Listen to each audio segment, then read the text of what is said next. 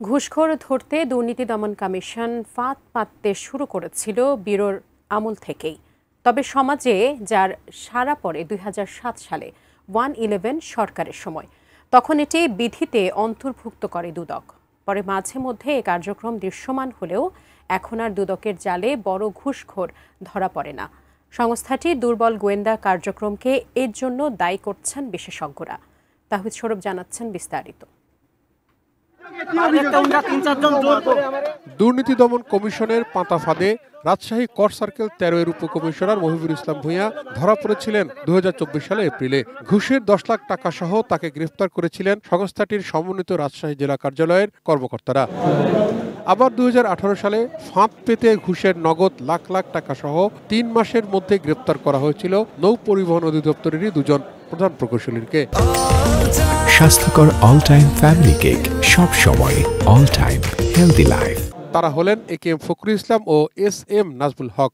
1 বছরের মাথায় একই প্রতিষ্ঠানের সার্ভেয়ার মির্জা সাইফুর রহমানকে ঘুষের টাকা সহ আটক করেছিল দুদক। তবে সম্প্রতি সময় কমে গেছে দুদকের ফাঁদ কার্যক্রম।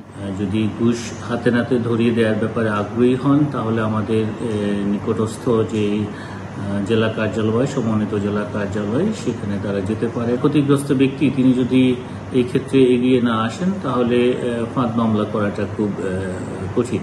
আওয়ামী লীগ সরকারের ক্ষমতাচ্যুতির পর দুদক মোট 4 জনকে ফাঁদ পেতে ঘুষের টাকা সহ আটক করেছে, যাদের মধ্যে রয়েছে দালাল, হিসাবরক্ষক আর সিটি কর্পোরেশনের ওয়ার্ড সচিব। দুদকের সাবেক 2 মহাপরিচালক মনে করেন, বড় ঘুষখোর ধরতে হলে ঘুষপ্রবণ সরকারি অফিসে নিজস্ব গোয়েন্দা কার্যক্রম চালাতে হবে প্রতিষ্ঠানটিকে। ঘুষপ্রবণ এলাকা আছে, ঘুষপ্রবণ অফিস আদালত আছে, এমনিতেই যেটা জনশ্রুতিতে আছে, সেইগুলো জায়গা তাদের আপনার ভিতরে, নজরদারির ভিতরে রাখা উচিত। বর্তমান যে প্রেক্ষাপট, পরিবর্তিত প্রেক্ষাপট, যেহেতু পলিটিক্যাল ইন্টারফারেন্স নেই, আমি মনে করি অ্যান্টি কারাপশন কমিশন এখন খুব লিবারেলি, এফিশিয়েন্টলি এবং স্ট্রংলি ট্র্যাপ কেস পরিচালনা করতে পারে। আগের চেয়ে বর্তমানে দেশে ঘুষের আদান প্রদানের রেট বেড়েছে বলে মনে করেন অনেকেই। আমি গতকালই একজন বড় ব্যবসায়ী আমার সঙ্গে দেখা কথা হলো, তিনি বলছিলেন যে আগে ঘুষ দিতাম 1 লাখ টাকা, এখন দিই 5 লাখ টাকা।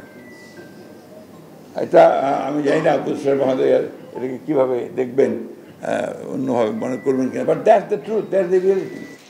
তাহিদ সৌরভ, এটিএন নিউজ, ঢাকা।